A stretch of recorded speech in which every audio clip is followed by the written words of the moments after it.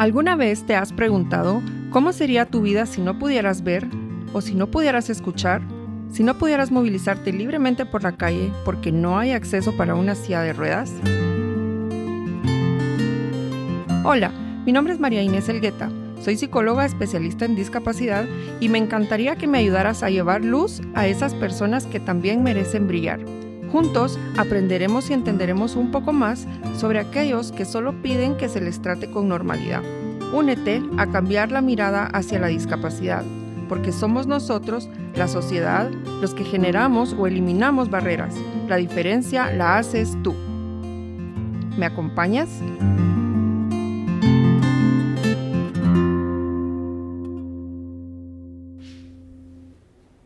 Bienvenidos a un nuevo episodio de Minds Up, el podcast sobre discapacidad. Hoy vamos a trabajar un tema muy delicado, muy íntimo y es un tema muy sensible. Y para eso me acompaña una experta, Regina Villagrán. Ella es una gran amiga mía. Ella es licenciada en psicopedagogía, es psicóloga forense, educadora especial, doula certificada, es experta en niñez y adolescencia, especializada en abuso sexual y su abordaje terapéutico, pero también tiene especialización en psicoterapia asistida con equinos, en psicoterapia breve sistémica, en arteterapia y en psicología positiva de la práctica de las artes expresivas.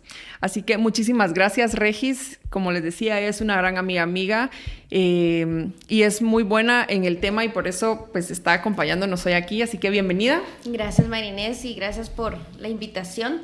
Y justo, ¿verdad? Como usted decía, al principio hablar del abuso sexual infantil pensamos que puede ser lejano a nosotros, pero pues es más común de lo que pensamos, de lo que se cree, ¿verdad? Es un tema que muchas veces está invisibilizado y de pronto está normalizado, ¿verdad? Porque ha venido como de familia o de generación en generación y pues se ha normalizado, pero eso no quiere decir que no esté ahí, que no exista y más aún, ¿verdad? Que tenga secuelas emocionales en cualquier persona.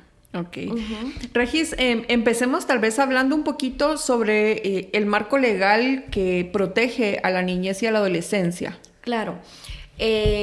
Pues antes también, ¿verdad? Para que nos empecemos a empapar como en el tema, tenemos que saber que los niños muchas veces callan porque no se les cree, ¿verdad? Porque se sospecha que inventan. Porque tienen vergüenza y se sienten culpables, que es una parte también como medular de este tipo de agresión, y porque tienen miedo, ¿verdad? El miedo es también lo que va a encuadrar lo que es del abuso sexual y porque creen que están solos en el mundo con su secreto. Empecemos con que el abuso sexual infantil es un delito, es un crimen, ¿sí? Y entonces, pues sí, ¿verdad? Tenemos leyes en Guatemala que pues lo rigen, lo dictan así, y es la Ley de Protección Integral de la Niñez y la Adolescencia, la Ley PINA. En la sección 8 nos dice que los niños, niñas y adolescentes tienen derecho a la protección por explotación y abusos sexuales. Entonces, en el artículo 56 habla pues precisamente del abuso sexual, como que los niños y las niñas y adolescentes tienen derecho a ser protegidos contra toda forma de explotación sexual o abuso sexual, incluyendo la incitación o la coacción, ¿sí?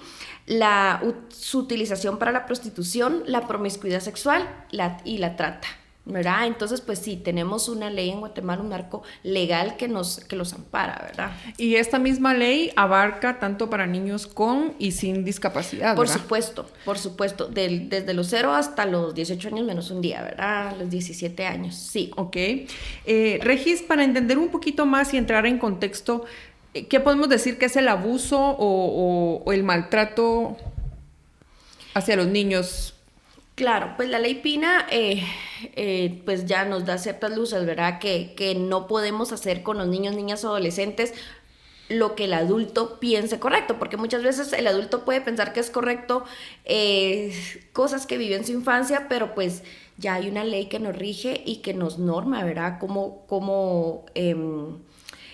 conducirnos y pues la tipificación del maltrato. Empecemos con que es la ausencia de buenos tratos, pero el maltrato infantil lo vamos a definir como cualquier acción u omisión no accidental, ¿verdad?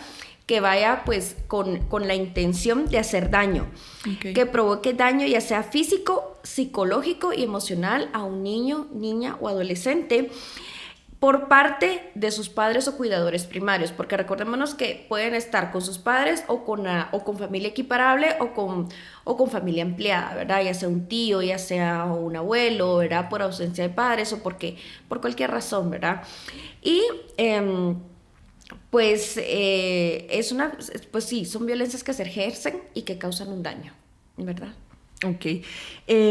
Obviamente el tema del abuso y del maltrato infantil, específicamente el abuso sexual, es un tema muy amplio, pero antes de entrar de lleno al abuso sexual, queremos como explorar también los otros tipos de abuso que puedan existir con los niños y más los niños con discapacidad que están como un poco más vulnerables ante estas situaciones, pues porque no pueden hablar en algunas ocasiones o por la falta de movilidad o porque sencillamente cognitivamente no comprenden qué es lo que está sucediendo, ¿verdad? Entonces es una población un poco más vulnerable que el resto de los niños. Pero entonces vamos a platicar un poco, Regis, ¿cuáles son los tipos de abuso o de maltrato que existen?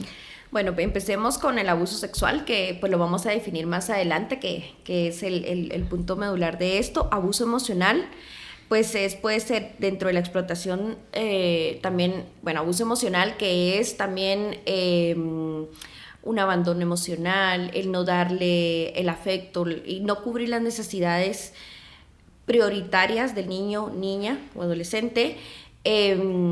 También la explotación laboral o mendicidad, ¿verdad? Dentro del maltrato también está obligar o inducir a un menor a realizar actos delictivos, la afiliación a pandillas o que ya nuestra población o nuestra niñez pues ya está siendo bastante vulnerable. También tenemos formas pasivas del maltrato, que es abandono o negligencia, ¿verdad? Estos chiquitos, ¿verdad? Que están pues con la cabecita llena de piojos, que están malnutridos, que siempre están sucios, que tienen únicamente un pañal, ¿verdad? O que viven dentro de un entorno sucio, o también que van de cuidador en cuidador, ¿verdad? Y cuidadores primarios o padres que los dejan con cualquier persona. Entonces, eso también, como les decía desde el principio, ausencia de buenos tratos. Y los niños que son testigos de violencia, ¿verdad? Y esto pues creo que también encuadra dentro de la violencia que puede haber dentro de la familia, familias crónicamente disfuncionales donde hay abuso de drogas, de alcohol, de pues padres agresivos, padres que están en constantes peleas y que incluso ponen a sus hijos como por bandos, ¿verdad? Elegir y sabemos que pues eso no puede ser. Entonces, a ver, el niño también, dentro de lo que se va creando todo este abuso, es porque es como que viviera el niño dentro de un campo de batalla. Entonces todo el tiempo está en hipervigilancia. Y si está en hipervigilancia, sí o sí, el niño va a estar sobreviviendo, no va a estar viviendo. Y por ende puede ver, pues obviamente habrá un trastorno del apego, pero también se va a ver íntimamente relacionado o asociado el bajo rendimiento académico, porque si todo el día estoy lidiando con ser invisible, ¿verdad? O ser visible, y de hecho, por supuesto, cuando vaya al colegio, pues ya voy a estar cansado, entonces, ¿cómo voy a rendir? ¿Verdad? Entonces creo que esto también puede ser un factor importante a ver dentro de nuestras consultas. Bajo rendimiento académico, pues siempre indagar más, sí, ¿verdad? Sí, es importante. Y bueno, que muchas veces también la escuela forma parte como de un lugar seguro para los niños, en donde ellos como que logran desconectarse de ese mundo violento, de ese mundo que les genera miedo, que los aterroriza. Claro. Y entonces creo que el colegio, las maestras principalmente, pueden ser la clave para detectar este abuso, porque obviamente la familia, todos están siendo parte de ese ambiente violento y probablemente no vaya a haber una denuncia por parte del núcleo primario, ¿verdad? Claro. Dentro de las primeras personas o primer contexto donde puede ser diagnosticado o pueden estar las primeras, por supuesto en casa, pero muchas veces, como decíamos, ¿verdad? Va a estar invisibilizado. Pero en la escuela, en el colegio, son los que donde se va identificando más, porque puede haber una conducta sexualizada que no es apta, ¿verdad?, para la edad biológica o cronológica del niño.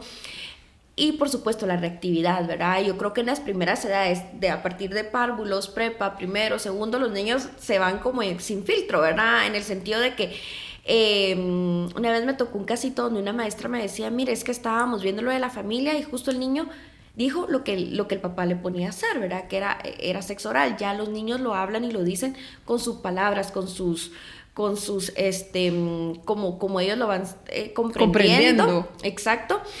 Y los dibujos creo que también es algo, en los recreos, en el baño, por ejemplo. Entonces sí, también tenemos la omisión de denuncia, ¿verdad? Que es un delito. Entonces sí, tenemos que tener protocolos de saber actuar, ya sea dentro de la escuela, dentro de la clínica, por supuesto, ¿verdad? Y pues dentro de casa, más que todo, ¿verdad? Ok. Uh-huh. Regis, hablando en cuestiones de abuso sexual, que es el tema medular del podcast de hoy, existen muchos mitos. Sí. Que vamos hoy a platicar un poquito sobre cada uno de ellos. Entonces yo le voy a ir diciendo y usted me va diciendo por qué es un mito. Claro que sí. Seleccionamos, porque la verdad es que son muchísimos, pero no alcanza el tiempo para abarcar todos. Vamos a tratar de trabajar con los más importantes. El primero dice: el incesto ocurre principalmente en las regiones rurales y alejadas. Yo creo que este es un mito, toda vez de que, como les decía, ¿verdad? Se cree que tan lejano, pero existe en cualquier estatus y en cualquier estatus social, en cualquier contexto, en cualquier familia. No sabemos qué persona ha pasado por esto y no lo ha sobrellevado o no se ha atendido, entonces van a tener conductas sexualizadas. Por ejemplo, un niño que esté siendo agredido tiene mucha probabilidad de repetirlo, pero entonces hay que tratar el tema de raíz, ¿verdad? Entonces, pues yo siempre digo, ¿verdad? Tal vez si no tratamos el tema de raíz y tenemos niños, por ejemplo, que se nos están enfermando de diarrea y solo estamos tratando la diarrea porque no vemos qué agua están tomando, porque puede ser que el pozo es el que esté contaminado, y entonces muchas veces es eso, en la familia que está sucediendo y pensamos que es una conducta aislada, una maldad, ¿verdad?, del niño, o que a este niño ya es así, pero no, el niño también está sufriendo, el que está agrediendo pues obviamente está sufriendo, ¿verdad? Okay. Uh-huh. El otro mito sería: los niños y niñas mienten acerca de sus experiencias sexuales con adultos.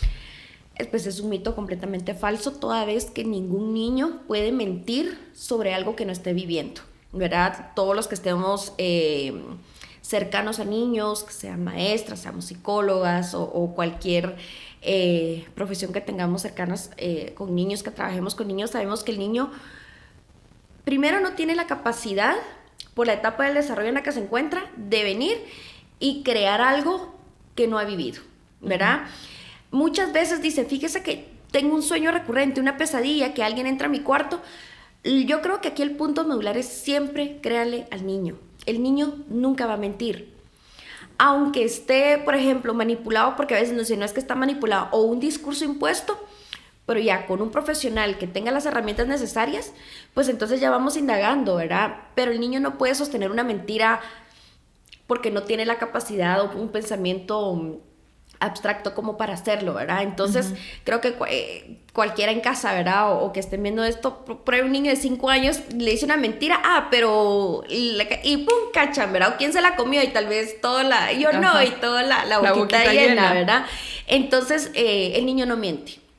Creo que nunca va a mentir, ¿verdad? No, y también que es importante que, o sea, decir que el abuso sexual no es solamente una penetración o el claro, contacto físico, sino que tal vez el niño está siendo expuesto a ver cosas que no necesariamente se las están haciendo a él, pero él está evidenciando. Eso también es un abuso. Por supuesto. O sea, el niño no va a decir, un niño de 5 años no tiene el conocimiento sobre relaciones sexuales como para venir a inventarse historias. O sea, si él está contando algo, es porque algo vio, algo le pasó o algo evidenció, o sea, algo pasó, claro, que tenemos que prestar atención. Muchas veces también los padres tienen relaciones sexuales dentro del cuarto donde duerme el niño, y eso también es un abuso sexual, ¿verdad? Entonces, él está viendo, está presenciando, y entonces eso también está creando una sexualidad traumática, ¿verdad? Porque recordémonos que el niño pues está formándose, todavía no hay discernimiento entre el bien y el mal, porque si me lo están haciendo una figura en la que yo confío, pues lo voy a repetir. Entonces creo que esa también es una parte medular. Okay. El siguiente mito sería: la falta de educación es un factor determinante como causal de incesto. Pues completamente falso, toda vez que sabemos discernir entre el bien y el mal, ¿verdad? Sabemos que estamos haciendo un daño, y también hay algo aquí muy importante. Toda vez que hay una simetría de poder, una relación desigual de poder, donde haya coerción, donde haya manipulación, donde haya cualquier tipo de que estemos obligando, ahí ya sabemos que es algo que no es correcto, ¿verdad? Entonces, pues sí, completamente falso. Sí, y digamos, los niños tal vez no necesitan tener un grado académico altísimo para saber que en el momento que les digan no digas nada porque si no me voy a sentir mal, porque si no te van a castigar, Sí. porque si no, o sea, ya estamos manipulando al niño y el niño inmediatamente, aunque no sepa qué es lo que está pasando, sabe que eso no está correcto. Sí, y aparte también, si estamos criando a nuestros hijos de una manera, sea obediente, por ahí hay algo que leí en algún momento que dice, lo criaron tan obediente que no pudo ponerse a su agresor. Porque le estoy haciendo caso al adulto, porque vivimos, eso es algo bien importante, que vivimos en una crianza adultocéntrica, donde el niño tiene que hacer lo que el adulto quiera. Entonces ahí no le estamos, y desde la obediencia es demasiado amiga de la esclavitud como para considerarse una virtud. Porque entonces estamos quebrando al niño completamente siempre que le digamos, diga. Entonces, cuando ya no vamos a discernir, porque tengo que hacerlo, porque es un adulto, y un adulto es una figura de autoridad. ¿Verdad? Entonces desde ahí ya no se va a poder oponer, ya no va a poder decir, miren, no quiero, o le voy a decir a mi mamá, porque si tú regañas a tu hijo porque regó el vaso de agua, entonces él va a decir, ¿qué hago si le cuento ahorita a mi mamá que me están haciendo esto? Y siempre el agresor le va a echar la culpa pues al niño, ¿verdad? Eso es importante, siempre. Que el niño no va a pensar, me están haciendo esto, sino el niño siempre va a sentir culpa y va a pensar que él provocó, porque eso es lo que le van a hacer creer. Así es. ¿Verdad? Entonces vamos con el siguiente mito, Regis, y dice: el abuso sexual intrafamiliar es poco frecuente. Falso. Cuando hablamos de abuso sexual infantil, regularmente está dentro de las familias. O sea, hay un índice muy alto de que este tipo de abuso existe, pues sí, se realiza dentro de la familia, dentro del núcleo. La brújula del niño de saber qué está sucediendo es su conducta. Si hay una conducta es porque hay una emoción que no se habla, que no se dice, entonces se está portando mal, es que se está sintiendo mal, es que se empezó a hacer pipí en la cama, sí, es que hay algo mal, ¿verdad? Hay una regresión, entonces lo tratan como regresión, pero pensemos por qué regresa, porque aquí está, en esta zona un poquito atrás, ¿verdad?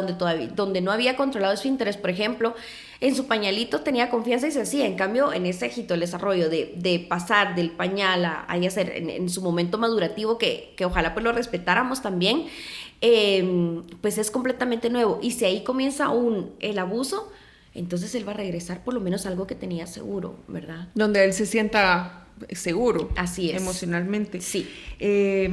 Vamos con el siguiente mito. Sería: la niña o el niño es culpable del abuso. Yo creo que esta es una parte medular, porque siempre el agresor va a culpabilizar al niño. Es que tú viniste, tú quisiste, tú permitiste. Entonces, tú me provocaste. Es como el círculo o la dinámica psicológica y emocional del abuso sexual, ¿verdad? Siempre el generar la culpa. Pero es que en cualquier situación de agresión siempre es como la manipulación, ¿verdad? Cuando la mamá o cuando alguna mujer está sufriendo de violencia, todo lo que sea violencia siempre eso. Tú sos la culpable, tú me provocas, tú lo hiciste por culpa tuya. Entonces aquí hay que saber que el niño, niña o adolescente jamás tiene la culpa. El que tiene la culpa es el que cometió ese delito, ¿verdad? Porque ya estamos hablando de un delito, y el que lo realizó. Entonces quitarle la culpa también, porque muchas veces cuando se devela el secreto, y aquí existe la retractación, es que tú tuviste la culpa, porque tú lo ibas a buscar, porque tú te vestiste, porque... Y entonces ahí creo que también entra mucho de lo del patriarcado, ¿verdad? Que tenemos también que ir como liberando esa parte, pero sí, un punto medular es eso. Nunca el niño, o nunca la víctima tiene la culpa, ¿vale? Y creo que acá es importante, añadir a otro culpable, que es, por ejemplo, que se da mucho en que las niñas o los niños que son abusados probablemente por su papá o por su padrastro o por el abuelo, cuando lo dicen y no se les cree, la otra parte los culpabiliza. No, es que por tu culpa tu papá se fue, o por tu culpa es que tu papá ya no me quiere. Sí. Y entonces esa parte del rechazo de la pareja se le otorga también al niño abusado, y eso creo que incrementa muchísimo más el daño. Sí, incluso las probabilidades de una recuperación emocional, el que él, pues, por supuesto, no se sana completamente, pero brindamos herramientas en la terapia para que se aprenda a vivir con eso, y las secuelas emocionales pues también sean mínimas. Pero si mi figura de apego principal, que es mi mamá, que es mi papá, que es mi abuelo o mi abuela, no me creen, ahí sí, ya viste, es que tú sos la culpable. Por mi culpa se fue mi papá. Y muchas veces dentro de los procesos legales que he llevado es eso, ¿verdad? De decir, en el relato primario lo cuentan todo, pero ya luego 2-3 meses de que ya no hay dinero, de que el papá se tuvo que ir de la casa, mira, por tu culpa. Ahora no solo está cargando con la culpa de que sucedió un abuso, la vergüenza, la estigmatización, sino ahora tiene que cargar con la culpa de que ya no van a recibir dinero, que el papá está preso, y porque mejor no te quedaste callada, mija, ¿verdad? Entonces... También la familia necesita ese acompañamiento, ¿verdad? Porque si hay una mamá que no creo que está sucediendo esto por muchos años, también es una mamá que ha sido violentada, sí o sí, ¿verdad? Y que normalmente las mamás se dan cuenta, simplemente por su condición también de violencia que están viviendo. Sí. No saben cómo manejar la situación. Y posiblemente ellas también fueron agredidas. Cuando, en mi experiencia, ¿verdad? Cuando hablamos de un abuso sexual, no es del todo extraña para la mamá o para la abuela. Dice, sí, mire, es que a mí también me violaron. Sí, mire, es que el padrastro.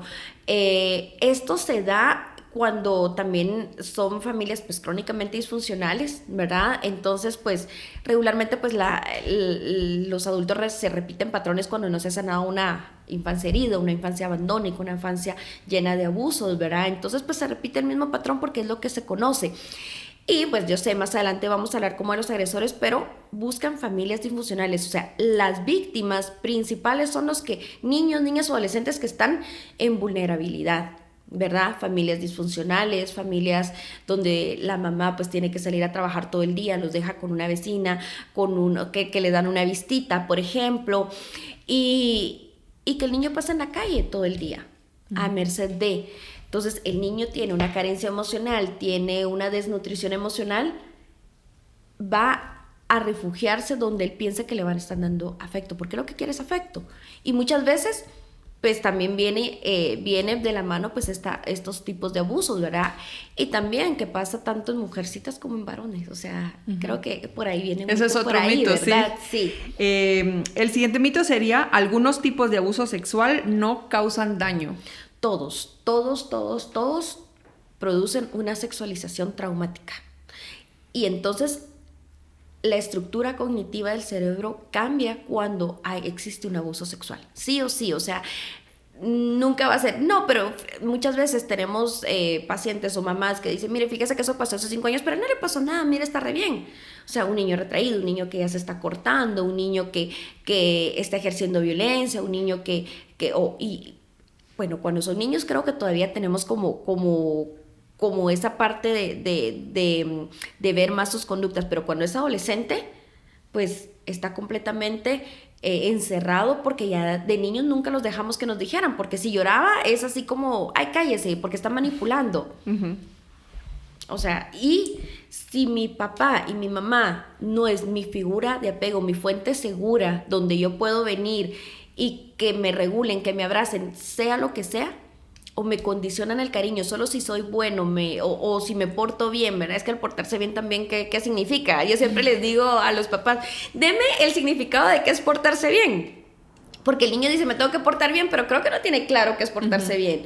Y vamos a esto, ¿verdad? Del adultocéntrico, que yo normalmente creo que portarse bien es hacer lo que los adultos digan. Es correcto, y el niño se comporta como un niño, o sea, entonces le estamos diciendo, mira, no seas niño porque qué fastidio, ¿verdad? Entonces, si sos niño es porque te portas mal.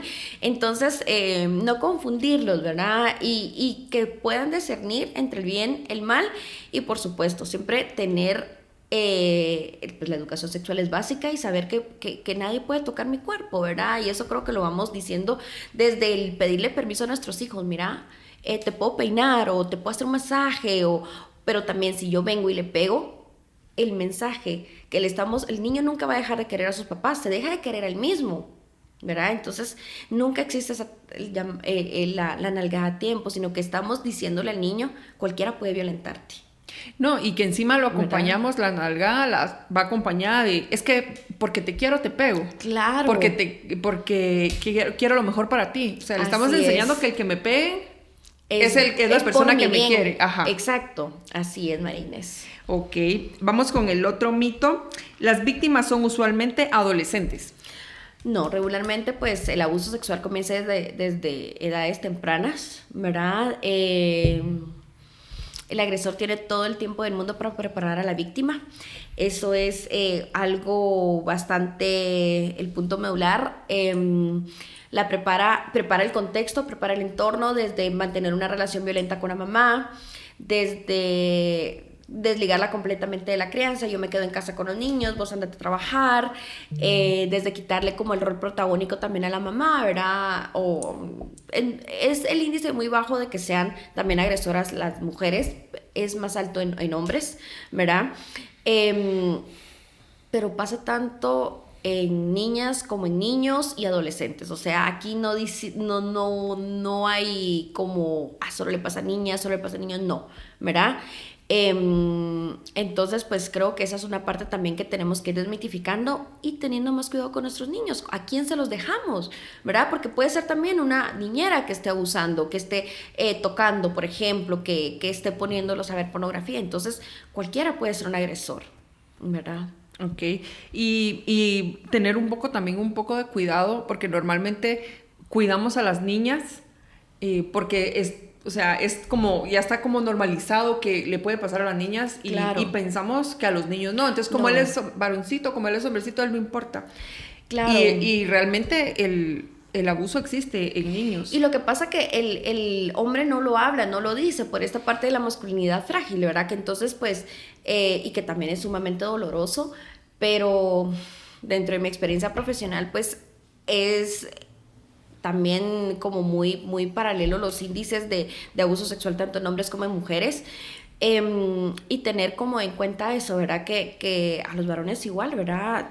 Trabajar, entonces decimos no críe a su hija para que se cuide de mi hijo, ¿verdad? Sino que cuide, o sea, criemos igual, ¿verdad? Para que seamos adultos funcionales y no agresores, ¿verdad? Entonces creo que ese es un punto medular donde tenemos que también cuestionarnos cómo estamos criando, ¿verdad? Porque de la crianza viene todos estos delitos, ¿verdad? Que son contra la infancia. Uh-huh. Sí, tengo una paciente que fue abusada cuando era niña por su hermano mayor, o sea, ella tenía 9 años y su hermano 17. O sea, estamos hablando que es una persona que ya conoce lo que pasó. Y ella a la fecha asegura que su hermano no sabía qué era lo que estaba haciendo y ella se ve obligada a hablar con él y nunca trabajó ese proceso, y entonces ahora ella me dice, yo tengo miedo de dejar a mis hijos hasta con mi esposo. Y le digo, pues es un comportamiento normal a raíz de lo que usted vivió. Son nuestros mecanismos de defensa y vamos por la vida así, defendiéndonos, no viviendo, ¿verdad? Entonces yo siempre le digo, cuando doy talleres a padres, les digo, si usted no le va a dejar el celular, las llaves, o no va a dejar entrar a cualquiera a su casa, ¿por qué le va a dejar recomendados a sus hijos a cualquiera? ¿Verdad? A veces miramos anuncios que dicen, necesito una niñera para que cuide a mis hijos en redes sociales. ¡Wow! Esa es una puerta para que entre cualquiera a mi casa. Entonces, si usted no le va a dar su carro, sus llaves, sus tarjetas de crédito a esa persona, no le deje a sus hijos. Qué bonita, qué bonita analogía. Sí, claro. Regis, se nos acabó el tiempo por hoy, pero vamos a seguir con una segunda parte para abordar ya en sí todo el tema del abuso sexual, Perfecto. cuáles son los factores de riesgo de los niños, los tipos de abuso sexual, ya los vamos a profundizar un poco más, y pues cómo trabajar si tenemos un niño con discapacidad que haya sido abusado. Muchísimas gracias, Regis. Muchísimas gusto. gracias a todas las personas que nos escucharon hoy. Recuerden darle like y compartir a alguien que le pueda ayudar. Suscríbanse al canal y denle clic a la campanita para que les notifique cuando subamos un nuevo episodio. Y los esperamos la próxima semana con la segunda parte de este podcast sobre el abuso sexual y los niños con discapacidad. Hasta la próxima.